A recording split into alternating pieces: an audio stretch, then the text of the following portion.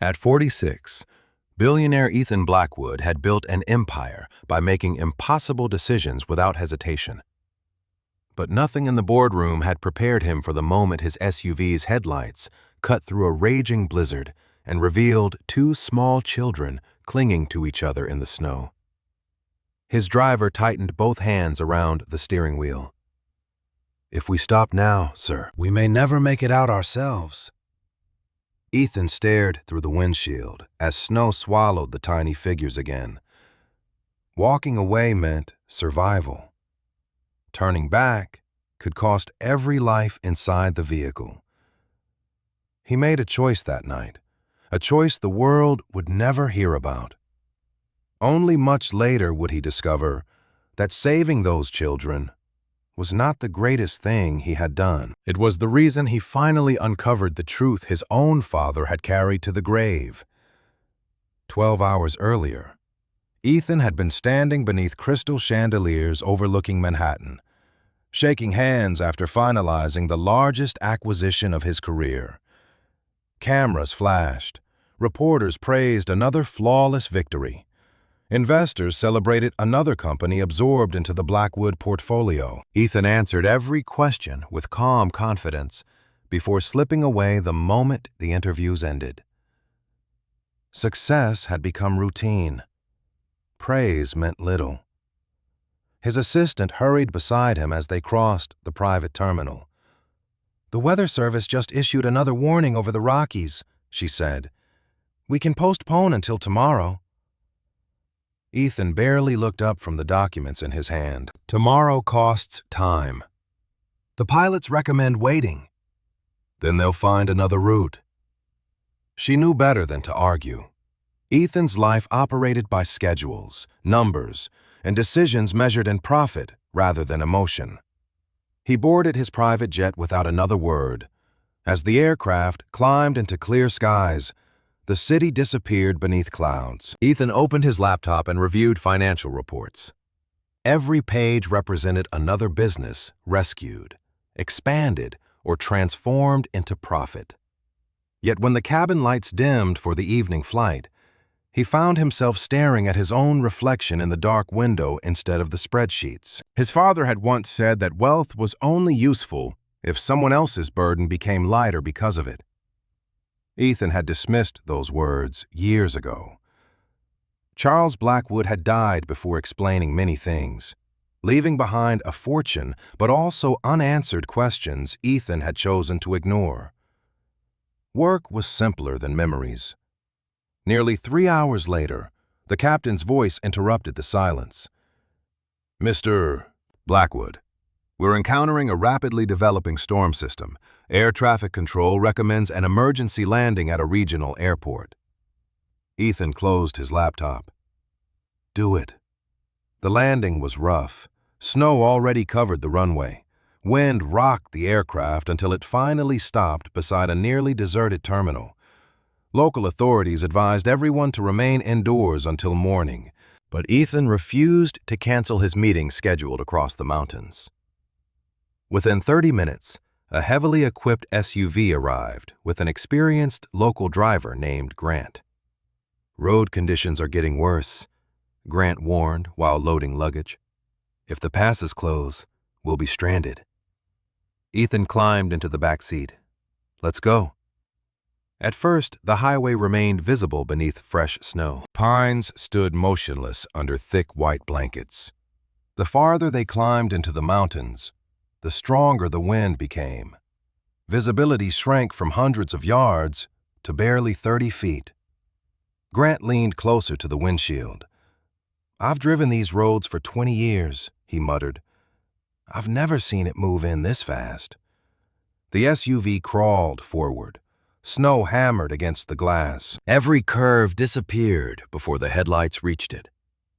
Ethan finally looked away from his phone and noticed the growing tension inside the vehicle. Even Grant had stopped speaking. A sudden gust slammed against the side of the SUV. The tires slipped before regaining traction. Grant slowed almost to a crawl. "We may have to turn around." Ethan nodded for the first time that evening. "If that's the safest option, Before Grant could answer, two small shapes emerged through the white curtain ahead. At first, they looked like fallen branches. Then one moved. Grant hit the brakes so hard the SUV skidded sideways before stopping. The headlights illuminated two children huddled together in the middle of the blizzard, barely visible beneath layers of snow. Grant's face turned pale. Oh no. He grabbed the radio, then looked back at Ethan. Sir, if we leave the road now, we could all get stuck out here. Ethan didn't answer immediately. Beyond the windshield, the older child struggled to shield the smaller one from the freezing wind. Another powerful gust nearly knocked them both to the ground. Grant swallowed hard. We have seconds to decide. Ethan reached for the door handle. Turn the vehicle around, he said quietly. We're going back. Grant threw the SUV into reverse, fighting the steering wheel as the tires spun across the icy road before finding enough grip to move. Snow lashed against the windshield so hard the wipers struggled to keep pace. Stay inside, he warned. If we all go out there, we'll lose sight of the vehicle. Ethan was already reaching for the emergency parka stored beside his seat. How far? Maybe 40 feet. Feels like 400 in this wind. Grant handed him a rescue rope from the back compartment. Tie this around your waist. If you disappear in the whiteout, I'll pull you back. Ethan secured the rope without a word. The moment he stepped outside, the cold stole his breath. Wind hit him with such force that he staggered sideways before regaining his balance. Snow reached nearly to his knees. He lowered his head and pushed forward toward the faint outlines of the children. They barely moved. The older child had wrapped both arms around the younger one, shielding him from the relentless wind. You're safe now, Ethan shouted, though his own voice vanished into the storm. The girl looked up first. Frost covered her eyelashes. Her cheeks were pale, but determination still filled her eyes. Please help my brother, she whispered. Ethan knelt beside them. The younger boy's breathing came in short, desperate gasps. His tiny chest rose and fell unevenly. Ethan pulled off his heavy coat and wrapped it around both children before lifting the boy into his arms. Can you walk? He asked the girl. She nodded once. Stay beside me. They moved slowly toward the SUV, guided only by the rope pulling gently from behind. Twice the wind nearly knocked the girl down.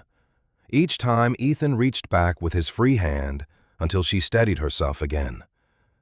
Grant opened the passenger door before they reached the vehicle. Warm air rushed outside. Together they pulled the children in and slammed the doors shut against the storm. The girl immediately turned toward her brother. Noah! Noah, stay awake! The boy coughed violently. His breathing became faster instead of calmer. Grant glanced into the rearview mirror. He doesn't sound good. He's got asthma, the girl said, fighting tears. His inhaler. We lost it. Ethan loosened the boy's scarf and tried to keep him calm. What's your name? Lily. And your brother is Noah. She nodded. We got separated from Mom. Ethan exchanged a quick look with Grant. Can we reach emergency services? Grant lifted the radio. Static answered him. Nothing. The storm's blocking everything. Another blast of wind rocked the SUV. Grant tightened his grip on the wheel. We're not making it over the pass now. There's an old rescue station a few miles back, if it's still standing. That's our best chance. Ethan answered immediately. Go. The road became almost invisible. Grant drove at little more than walking speed, relying on memory more than sight. Inside the SUV, Ethan rubbed warmth back into Noah's frozen hands, while Lily quietly held her brother's shoulder. Mom told us to stay by the road, she said. She went to get help. How long ago? Ethan asked gently. I don't know. Her voice shook. It got dark. Noah suddenly leaned forward, struggling for air. Each breath produced a sharp wheeze. Ethan looked at Grant. Faster, if you can. I'm trying. After what felt like an hour but was only minutes, a weathered wooden building appeared through the snow. One light glowed in a front window. Grant pulled beside the entrance and sounded the horn twice. Before anyone could step out, the front door swung open. An elderly man wearing a thick wool coat hurried toward them carrying a lantern. "Get them inside," he shouted. Together they rushed through the blowing snow and into the warmth of the small station. A wood stove crackled in the corner. Blankets hung beside drying boots, and shelves held old emergency supplies. The elderly man quickly knelt beside Noah, listening to his breathing before retrieving a small medical kit. "Easy now," he murmured. After giving the boy medication from an emergency inhaler kept at the station, Noah's breathing slowly became steadier. Lily finally allowed herself to cry. Ethan rested a reassuring hand on her shoulder, but said nothing. The old man stood and looked toward Ethan with unusual concentration. His weathered face softened as if he recognized someone from long ago. "You said your name was Blackwood." Ethan nodded. "Ethan Blackwood." The man's eyes lingered on him for another moment. "I'm Ben Lawson." He hesitated before speaking again. "Tell me something. Do you know your father ever came to this place?" Ethan met Ben Lawson's gaze without answering immediately. The question caught him off guard more than he expected. He slowly removed his gloves and laid them beside the stove. "No," he finally said. "My father never mentioned this place." Ben nodded, though the answer seemed to confirm something rather than surprise him. "I thought that might be the case." Grant hung his soaked coat near the fire before stepping outside to check the sieve. Lily remained beside Noah, who was now sleeping beneath two thick blankets. His breathing had settled into a slow rhythm. Ethan looked toward the children before turning back to Ben. "You knew my father?" "For a long time." Ben poured coffee into two metal mugs and handed one to Ethan. Long before anyone called him a billionaire, Ethan accepted it but didn't drink. "That's difficult to believe." Ben smiled faintly. "People change. Or maybe they only reveal different parts of themselves." Wind rattled the windows again. The old rescue station groaned under the weight of the storm, but the heavy stone fireplace filled the room with steady warmth. "Your father came here almost every winter," Ben continued. "Sometimes for a day, sometimes for a week. He never wanted anyone to know." Ethan frowned. "You're mistaken. My father hated the mountains." "No." Ben shook his head. "He hated publicity." Silence settled between them. Ethan remembered countless newspaper photographs of Charles Blackwood attending charity galas in expensive suits, smiling for cameras before disappearing into meetings. Private acts of kindness were never part of the man Ethan believed he knew. "If he came here," Ethan asked carefully, "what was he doing?" Ben stood instead of answering. "Come with me." He picked up an old lantern despite the electric lights still working. Some things are easier to show than explain. Ethan followed him through a narrow hallway lined with faded maps and shelves filled with worn emergency equipment. The building looked older from the inside than it had from outside. Every wall carried scratches, initials, or dates left by generations of rescue volunteers. Ben stopped before a plain wooden door at the end of the corridor. He pushed it open. The room beyond was small and surprisingly quiet. One entire wall was covered with framed photographs. Families, couples, children, rescue teams. Some pictures had yellowed with age, while others looked only a few years old. Ethan stepped closer. every frame held smiling faces standing outside cabins, schools, farms, or community centers. "Who are they?" he asked. "People who survived difficult winters," Ben replied.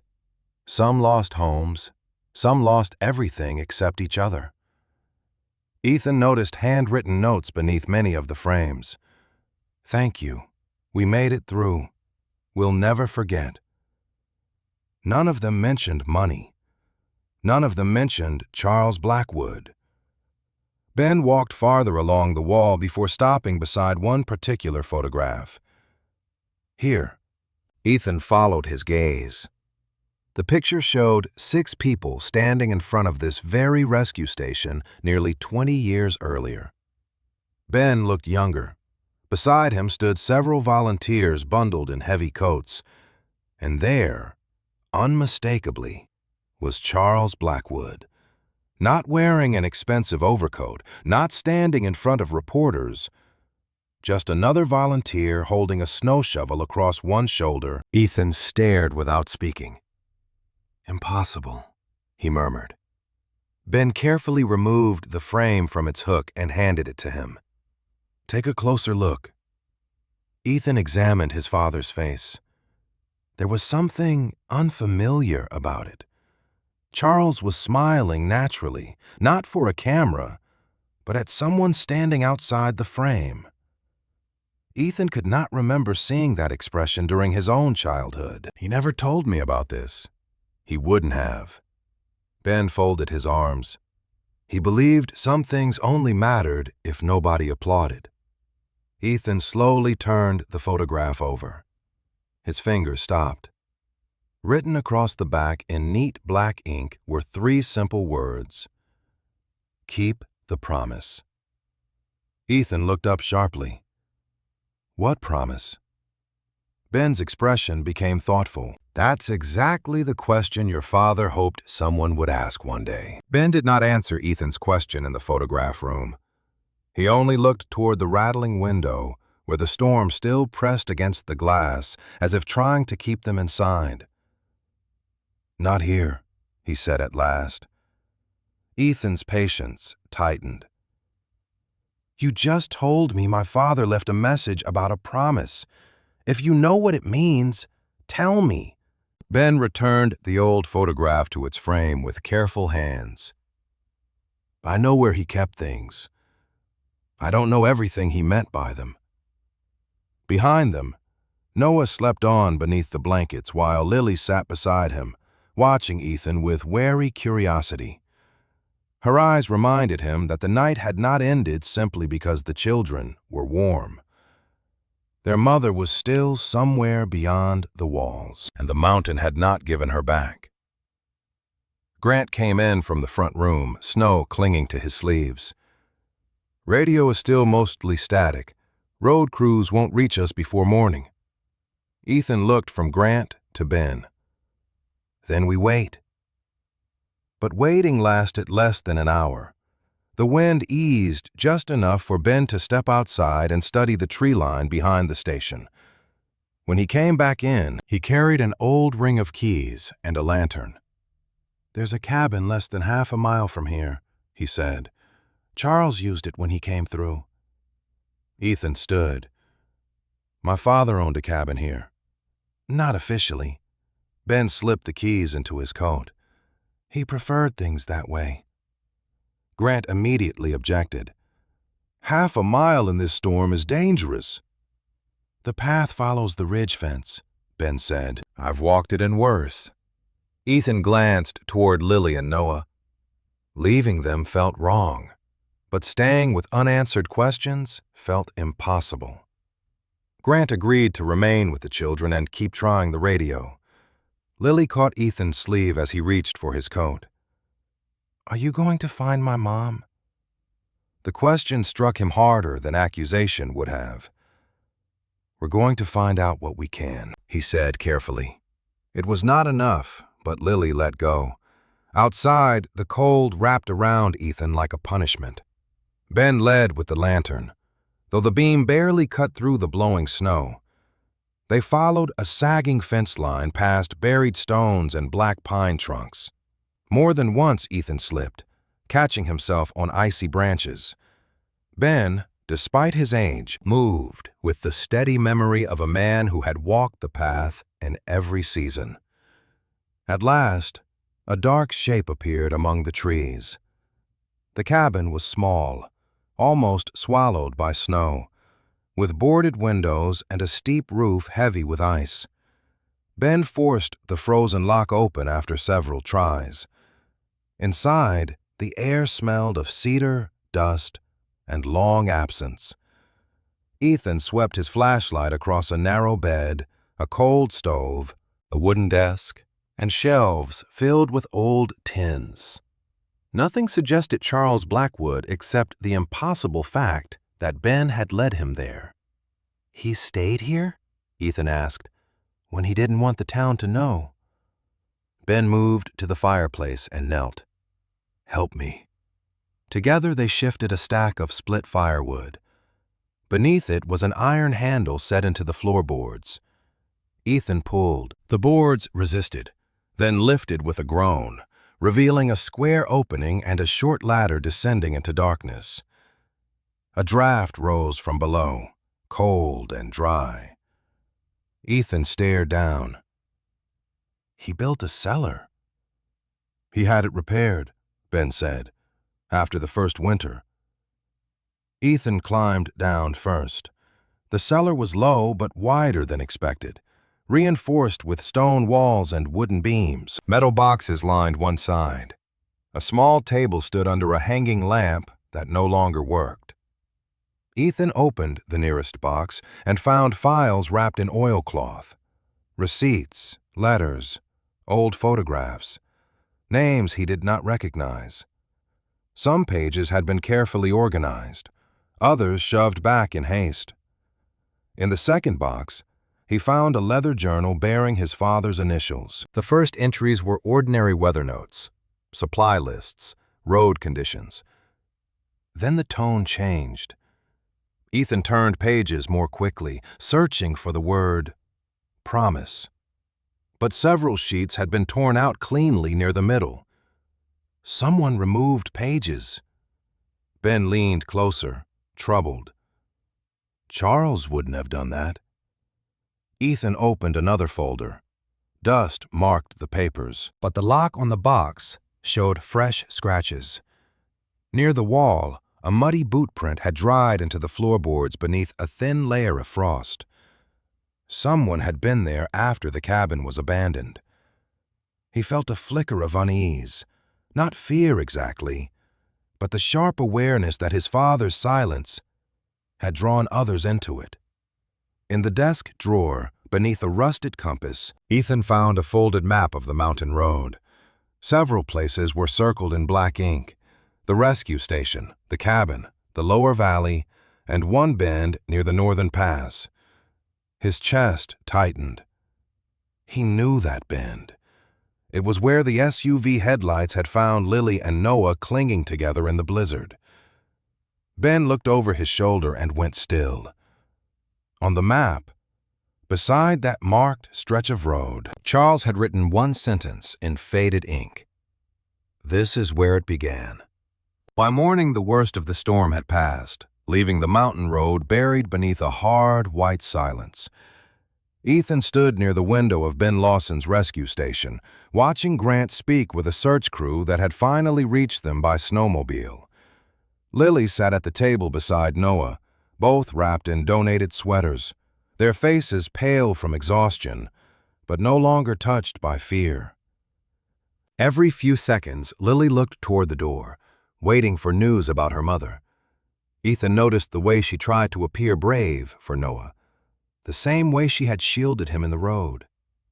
He had spent his life studying risk in markets and boardrooms, yet he could not measure the cost of a child waiting to know whether she had been abandoned by fate. The door opened suddenly, and a woman stumbled inside between two rescuers. Her hair was stiff with frozen snow, one cheek bruised, her boots soaked through. Lily shot to her feet. "Mom!" Sarah Carter dropped to her knees as both children rushed into her arms. For several moments there were no explanations, only sobs and desperate holding. Ethan stepped back, feeling like an intruder in something sacred. Sarah kept touching Noah's face, then Lily's hair, as if proving they were real. "I thought I lost you," she whispered. "I thought I lost both of you." Ben helped her into a chair near the stove, while one of the rescuers checked her hands for frostbite. Sarah looked across the room and saw Ethan for the first time. "You found them?" Ethan hesitated. "Grant saw them in the road. We brought them here." Lily turned quickly. "He came out in the storm. He carried Noah." Sarah's eyes filled again. "Thank you." Ethan had been thanked by presidents, investors, and executives whose companies he had saved. But this felt different. It was too direct, too heavy. "I'm glad they're safe," he said. Sarah lowered her gaze to Noah, who leaned against her side. "We were trying to reach the lower valley before the pass closed. The car slid into a ditch. I told them to stay near the road while I went to find help. I thought I could make it to the old station faster alone." Her voice broke. "Then the wind changed, and I couldn't see anything." Ben placed a blanket around her shoulders. "You did what you could."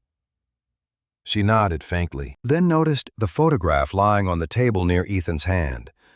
The old picture of Charles Blackwood outside the rescue station.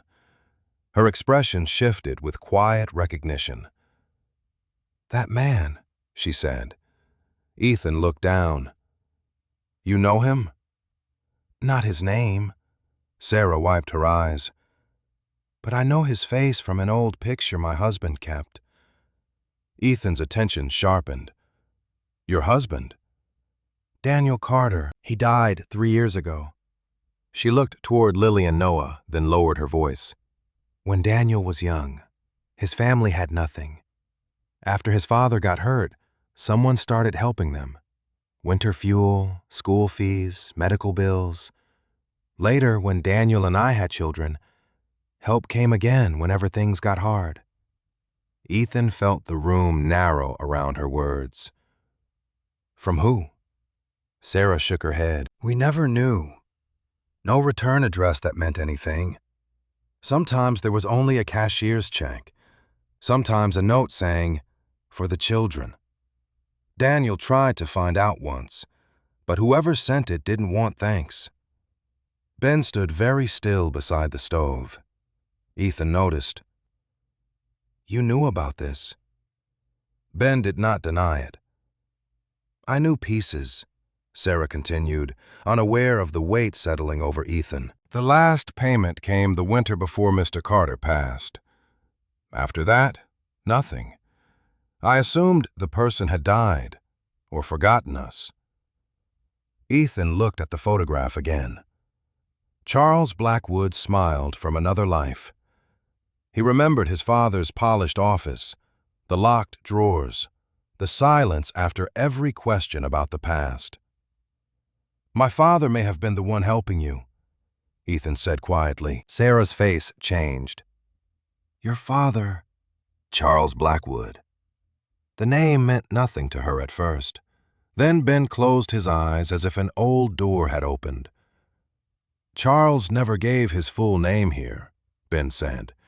"He said names made people behave differently." Ethan turned to him. "Why would he help the Carters?" Ben walked to the fire and rested one hand on the mantel. For the first time since Ethan met him, the old man looked uncertain. "Because he owed a debt he believed he could never repay." The room grew silent except for Noah's soft breathing and the crackle of wood. Ethan felt Lily watching him, Sarah waiting, Grant listening from near the door. "What debt?" Ethan asked. Ben looked back at him. "More than 20 years ago, before your father became the man the world knew, he was caught in a blizzard on this same mountain. His car went off the road. He would have frozen before morning if a stranger hadn't found him and dragged him to shelter. Ethan's fingers tightened around the edge of the table. Who saved him?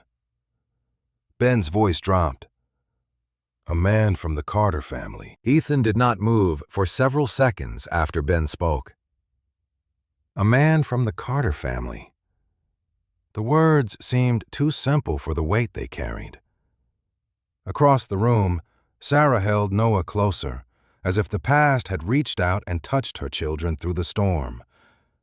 Lily looked between the adults, sensing that something larger than rescue was unfolding, but not yet old enough to understand it. Ethan finally set the old photograph on the table. Which Carter? Ben's gaze shifted toward Sarah with care. Daniel's father, Thomas Carter. Sarah drew in a breath. Daniel never told me that. He may not have known all of it, Ben said. Thomas wasn't the kind of man who made stories about himself. Ethan almost laughed, but there was no humor in him. My father owed his life to a poor mountain family, and I never heard one word. Ben's expression remained calm. Charles was ashamed of needing help before he learned to be grateful for it. The sentence landed harder than Ethan expected. He had built his own life around never needing anyone. Now, standing in a rescue station warmed by strangers, he could not ignore how thin that belief had become. When Noah woke, Sarah helped him sip warm tea while Lily rested her head on her mother's shoulder. Ethan stepped outside with Ben once the rescuers confirmed the roads would remain closed for several more hours. The storm had left the world colorless and still. Snow covered the trees in thick layers, and the mountain seemed to be holding its breath. You said there were pieces, Ethan said. I need the rest. Ben nodded toward the ridge beyond the station. Your father kept some things at the cabin. Ethan remembered the hidden room, the boxes, the torn journal pages, and the map that had marked the very road where Lily and Noah had nearly died. We found documents there, but not enough. Then we look again, Ben said. Grant agreed to drive them as close as the road allowed. The SUV crawled through fresh snow until the old cabin appeared between the pines, half buried and silent. Ethan had entered many expensive properties in his life, but none had unsettled him like that small wooden house. Inside, the air smelled of dust, cold wood, and old paper. Ben opened the floor hatch to the hidden cellar, and Ethan climbed down with a flashlight. The boxes remained where he had left them, stacked beneath the low beams. He searched more carefully this time, not as a businessman looking for assets, but as a son looking for evidence that his memories might have been incomplete. In one metal box, beneath brittle receipts for heating oil and medical bills, he found bundles of letters tied with faded twine. Most were unsigned thank you notes. Some were written in childish handwriting. Others came from families who had survived eviction, illness, fire, or winter because help arrived without warning. One line repeated in different forms. We do not know who you are, but we are still here because of you. Ethan sat back on his heels. His throat tightened. Ben watched quietly from beside the ladder. He kept them all. Every one I ever saw. Ethan opened another envelope. Inside was a copy of a check made out to a clinic in the lower valley. Attached to it was a note in Charles's handwriting. No one owes me. I am the one carrying the debt. Ethan read the line twice. His father had written legal contracts worth billions. But these few words felt more revealing than any document in the Blackwood archives. Why hide this? Ethan asked. Why not tell me? Ben took a slow breath. Maybe he tried in the only way he knew.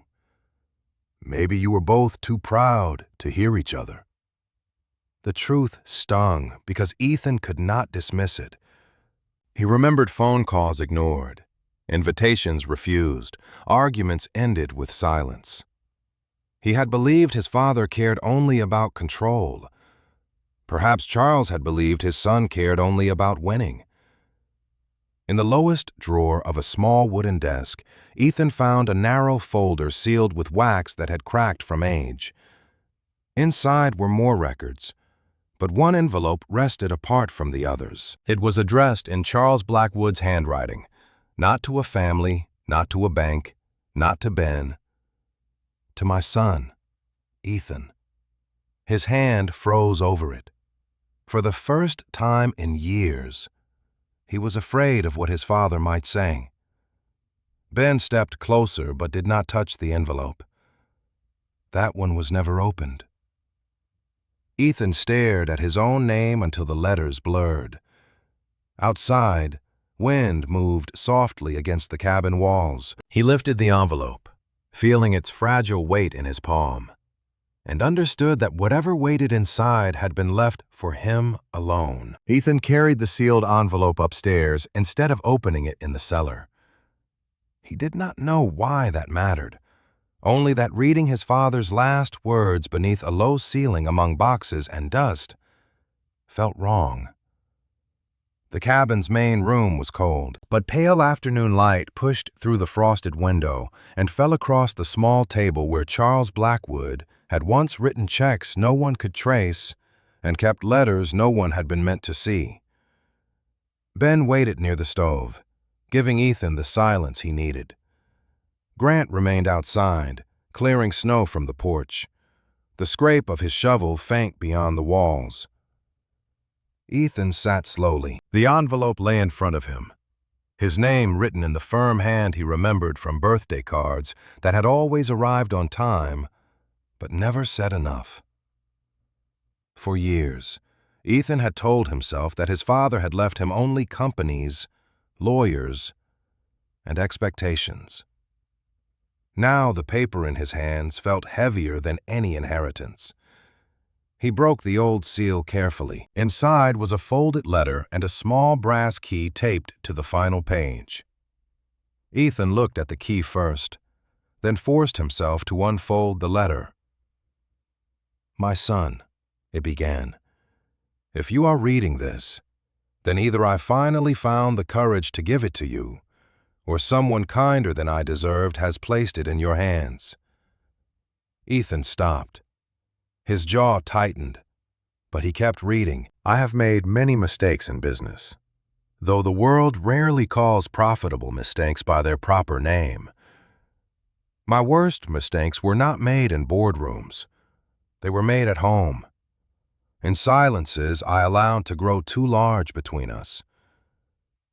Ben turned slightly away, as though the letter had become a private room. Ethan's eyes moved over the lines. "Years ago, before you were old enough to remember much of me, I drove into these mountains believing I needed no one. A storm proved otherwise. I was found half frozen by Thomas Carter, a man with less money than the coat on my back and more courage than anyone I had ever met. He carried me to shelter, then refused every reward I offered. He said, 'Help someone else when your turn comes.'" Ethan lowered the letter. Thomas Carter, Daniel's father, Lily and Noah's grandfather. The names lined up like lanterns in a dark tunnel.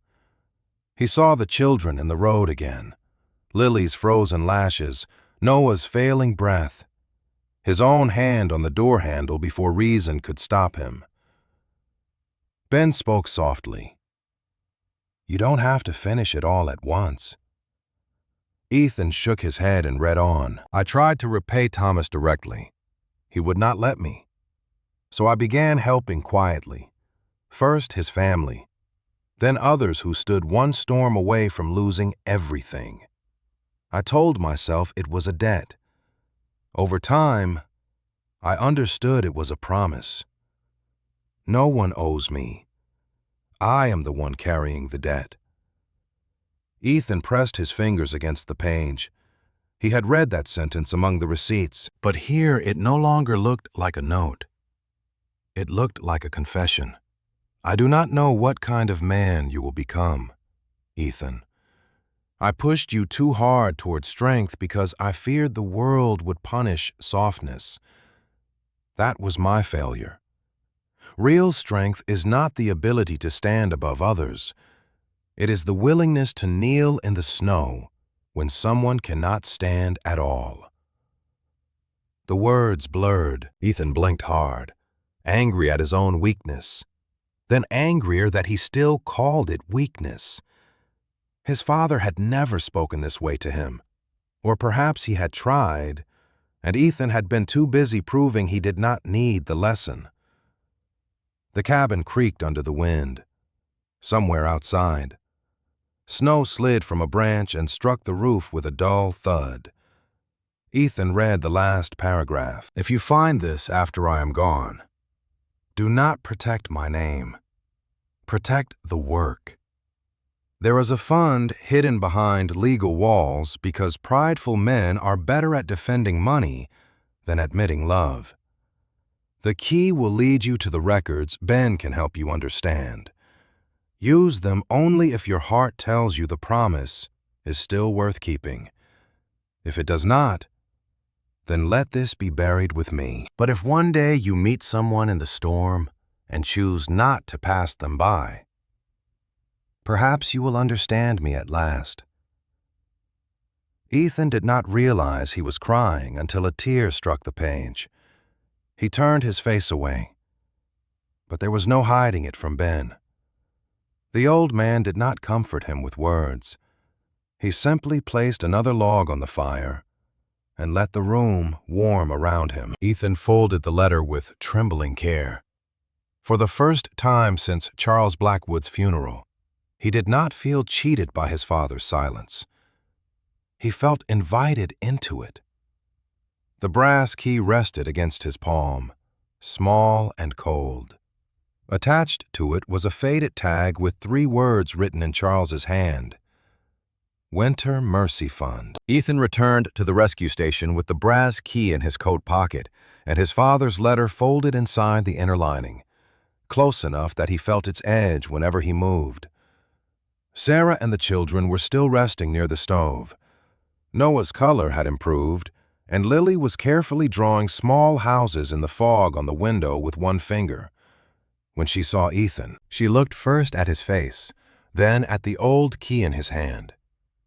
"Did you find something?" she asked. Ethan glanced at Ben before answering.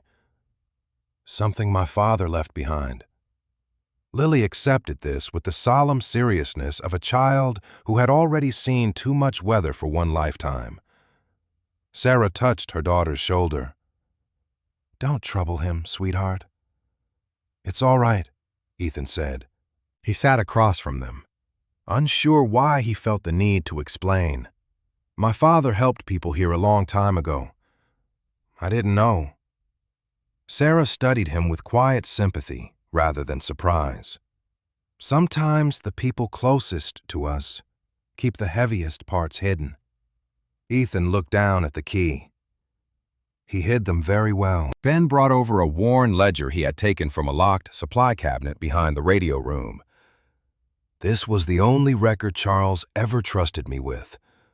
I never opened the rest. He said one day the right person might need to."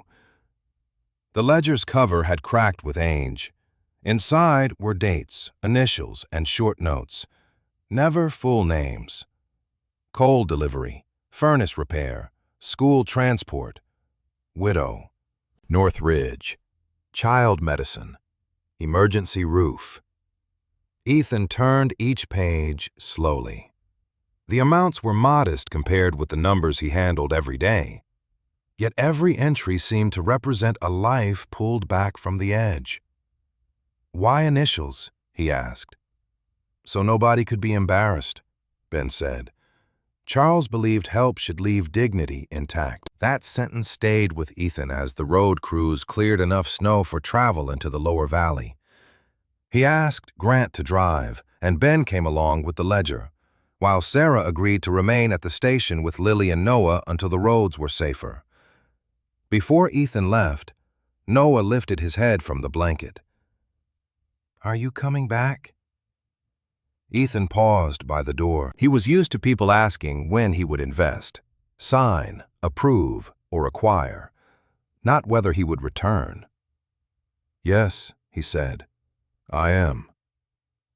The lower valley revealed itself in pieces, a church steeple above white fields, a shuttered grocery, smoke rising from narrow chimneys, homes patched more by endurance than money. Their first stop was a small clinic where the nurse recognized Ben immediately. She looked at Ethan with polite confusion until Ben opened the ledger to a date from 11 years earlier. The nurse's hand went to her mouth. "That winter," she whispered, "we almost closed." She led them to a framed photograph near the waiting room, a group of children standing beside donated medical equipment. "We never knew who paid the supplier. We only received a note saying the valley still needed a place to heal." Ethan stared at the photograph. None of those children knew Charles Blackwood's name, but some of them were probably adults now because the clinic had stayed open. At a small repair shop, an older mechanic told them about an anonymous payment that had saved his home after his wife fell ill. At the church, a pastor showed them a storage room once filled each December with coats, boots, and food cards. At a schoolhouse, a teacher remembered envelopes arriving before winter break with enough money to keep the bus running over icy roads. Each story carried the same shape. No announcement, no ceremony, no name. Only help arriving at the exact moment pride was about to become hunger. Ethan listened more than he spoke. With every stop, the father he thought he understood became less familiar and more painfully human. Charles had not been softer than Ethan remembered. He had simply hidden his tenderness where applause could not reach it. Near sunset, Ben directed Grant to an old community hall at the edge of town. Inside, a handful of residents gathered when they heard Ben had come. Word spread quickly in a place where weather and news traveled by the same roads. Some remembered Charles's face from long ago. Others knew only the kindness that had passed through their lives like a hand in the dark. A gray-haired woman approached Ethan last. She held a small envelope, yellowed but carefully preserved. "Your father left this with my husband after the hall roof was repaired," she said. "He told him not to open it unless a Blackwood ever came asking what remained." Ethan accepted the envelope. Inside was no letter, only a small iron key and an address written on a card. Ben's face changed when he saw it. "The old bank building," he said. Ethan closed his fingers around the key, feeling the promise narrow into something solid and waiting. "Then that's where we go next." The old bank stood at the end of a quiet street where the snow had been pushed into tall walls along the sidewalks. Its brick facade showed its age, but the heavy steel door remained intact beneath a faded sign that had not changed in decades. Ben unlocked the front entrance with a key borrowed from the town clerk. The building had long since closed, yet a caretaker still checked it every month. Dust drifted through the pale afternoon light as Ethan stepped inside carrying both brass keys. The silence reminded him of the cabin, except this place had once guarded fortunes measured in dollars instead of promises. Ben led him downstairs to a narrow vault corridor. Small metal boxes lined both walls. Most had been emptied years ago. At the very end stood one box with no visible name, only a number that matched a notation inside Charles's ledger.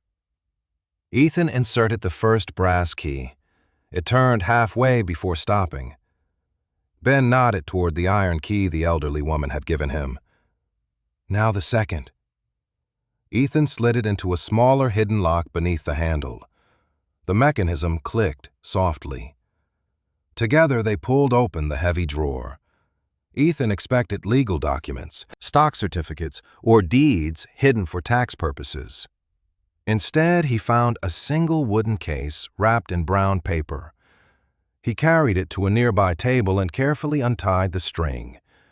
Inside lay several neatly organized folders, another ledger, and one handwritten note. He unfolded the note first. "If you have come this far, you already know the truth is worth more than anything inside this vault. The rest belongs to people who still believe no one remembers them." Ethan lowered the paper and opened the first folder. Every page contained names, hundreds of them. Families from the mountains, neighboring valleys, and nearby towns. Beside each name were simple details. Elderly widow living alone, child requiring surgery, farm lost after fire, veteran unable to heat home, school roof beyond repair. Some names had check marks beside them. Others had notes reading, "Continue each winter," or "Needs assistance next season." Ethan slowly turned another page, then another. The list continued. It was not a record of debts owed to Charles Blackwood. It was a responsibility he had carried year after year without seeking recognition. Ben rested both hands on the table. He updated it himself every autumn. Ethan looked through the final pages. The last entries stopped shortly before Charles's death. Several names remained without checkmarks. Their needs had never been answered. "After he died?" Ethan asked quietly. No one knew. Ben shook his hand. "Only that the help stopped." Ethan closed the folder and leaned back in the chair. For the first time since arriving in the mountains, he understood why his father had hidden everything so carefully. The work had never been about preserving his reputation. It had been about protecting the dignity of strangers.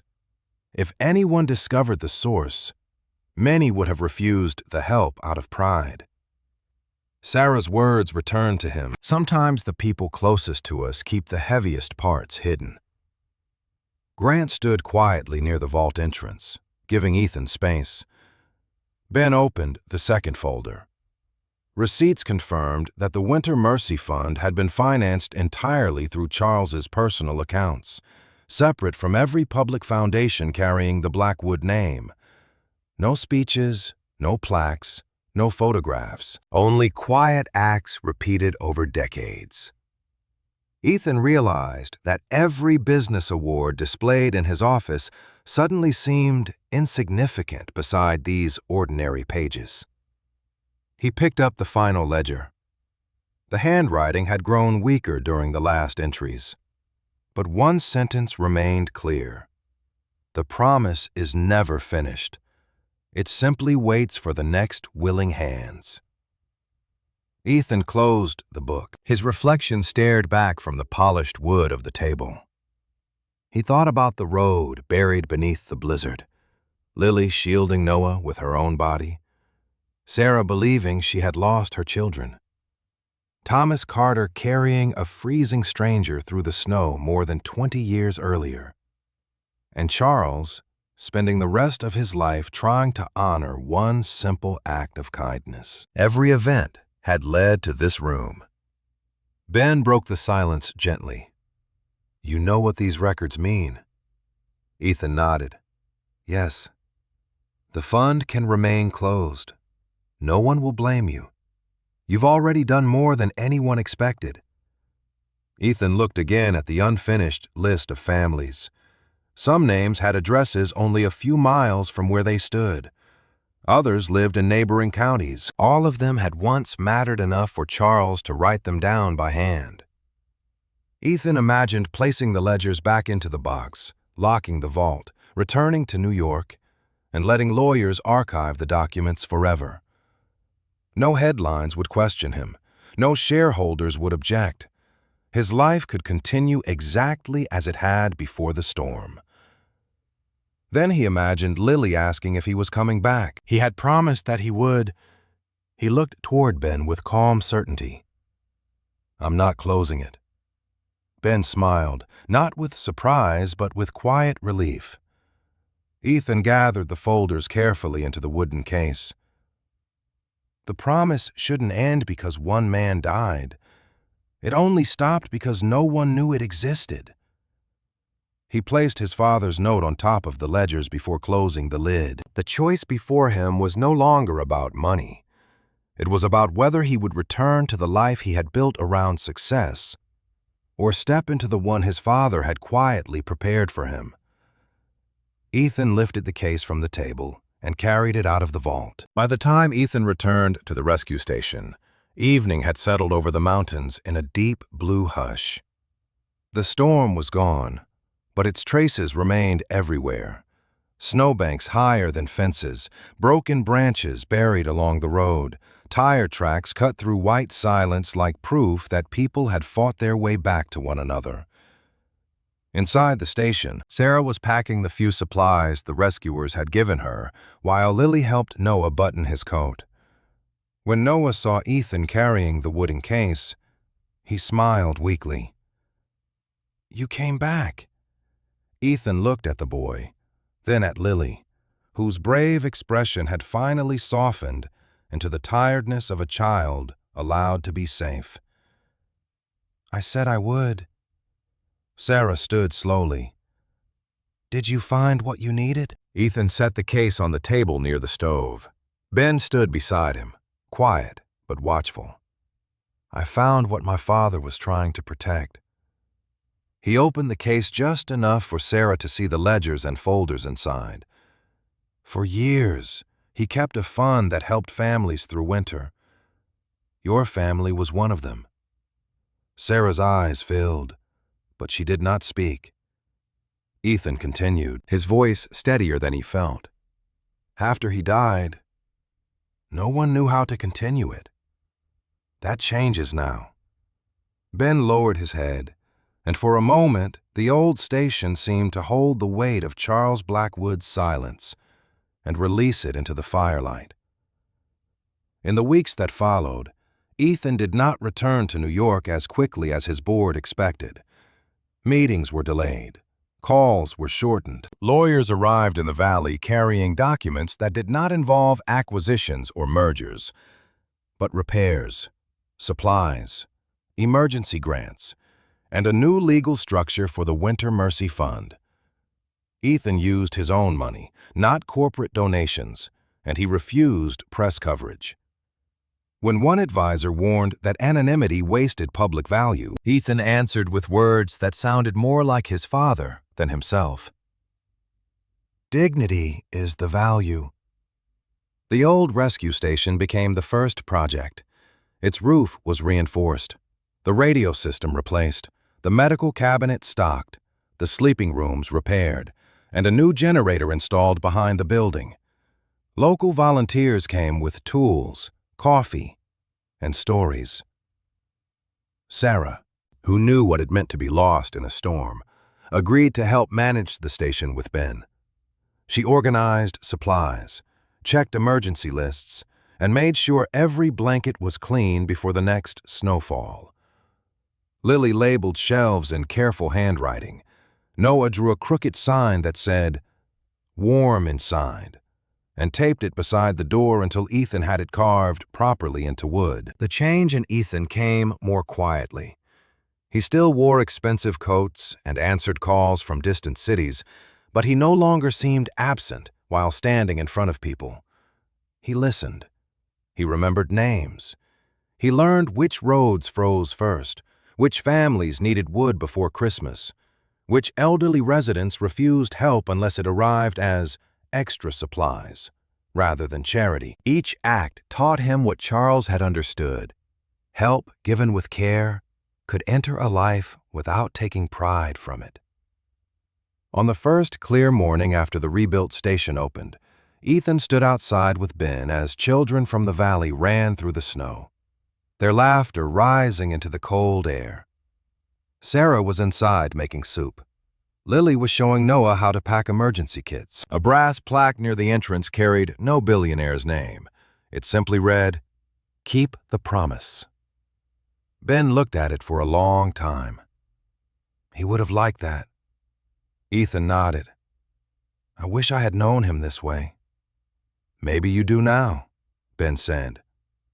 Ethan did not answer. He watched the snow brighten under the sun and thought of a man named Thomas Carter carrying Charles through a blizzard long before Ethan understood debt, mercy, or inheritance. He thought of his father quietly carrying that rescue forward for decades, and he thought of the night his own hand had reached for the SUV door before profit, caution, or fear could stop him. Years passed, and every winter Ethan returned to the mountains. Sometimes he came for a day, sometimes for weeks. He learned to drive the rescue routes with Grant, to stack firewood beside the station, to read the sky when clouds gathered over the ridge. The world still called him a billionaire, but in the valley, he became the man who showed up before storms. Lily grew taller, calmer, and more certain of herself. Noah's lungs strengthened, though Sarah still kept an inhaler in every coat pocket. Ben walked more slowly, but he remained the station's memory, telling volunteers how one promise had crossed generations without asking to be noticed. One February evening, during a storm less violent than the one that had begun it all, the radio crackled with a call about a stranded family near the North Road. Ethan went with the rescue team. They found them before nightfall. A mother, a grandfather, and a small boy shaking from cold in the back seat of a stalled truck. Ethan wrapped the boy in a blanket and carried him into the station while Sarah prepared warm tea and Noah, now older, brought dry socks from the supply shelf. After the boy had stopped trembling, he looked up at Ethan with wide, serious eyes. "Why did you help me?" The room grew quiet in a way Ethan recognized. Lily, now a teenager, paused by the doorway. Ben sat near the stove, watching with the same gentle expression he had worn the night he asked whether Ethan knew his father had come there. Ethan knelt so the boy would not have to look up at him. For a moment, he saw Noah in the blizzard, Sarah on her knees holding her children, Charles in the old photograph with a shovel over his shoulder, and Thomas Carter disappearing into snow with a stranger's life in his hands. Ethan smiled softly. "Because someone once did the same for my father," he said. "And now it's my turn to keep the promise." Outside, snow drifted past the windows, but inside the station there was warmth, light, and the steady sound of people caring for one another. Ethan looked across the room at the children laughing near the fire, and finally understood that the choice he had made in the blizzard had not changed everything because it saved 2 lives. It had changed everything because it led him back to the part of his own family that love had hidden, waiting for him to find it. Several months later, winter returned to the mountains. The snow was just as deep. The wind was just as cold, but one thing had changed. The old rescue station no longer stood alone against the storm. Its lights stayed on through every blizzard. Its medical room was fully stocked, and its doors never closed to anyone in need. Families from nearby towns called it a place of hope. Travelers simply called it the warm light on the mountain. Sarah managed the station with quiet strength, just as Ben had once done. Lily organized emergency supplies after school, carefully labeling every shelf.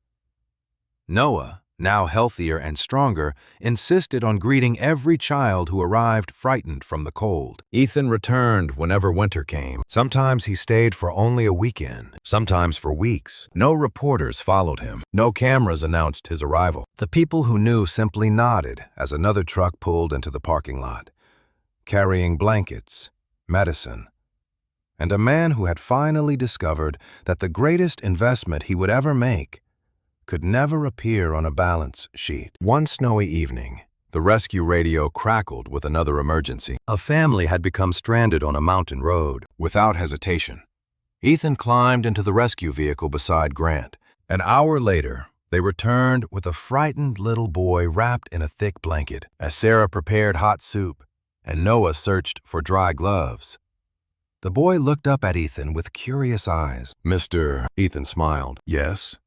Why did you come for us?" For a moment, the room became wonderfully still. The fire crackled softly. Snow drifted against the windows. Ben, now older and moving more slowly, watched from his favorite chair with quiet understanding. Ethan knelt until he was eye level with the boy. He thought about Thomas Carter walking through a blizzard to save a stranger. He thought about Charles Blackwood spending decades honoring a promise no one else even knew existed. He thought about two frightened children standing alone in the snow the night everything in his own life began to change. Then he smiled. "Because someone once stopped for my father." The little boy frowned thoughtfully. "So now," Ethan nodded, "now it's my turn to stop for someone else." Outside, the wind continued to sweep across the mountains, just as it always had. Storms would come.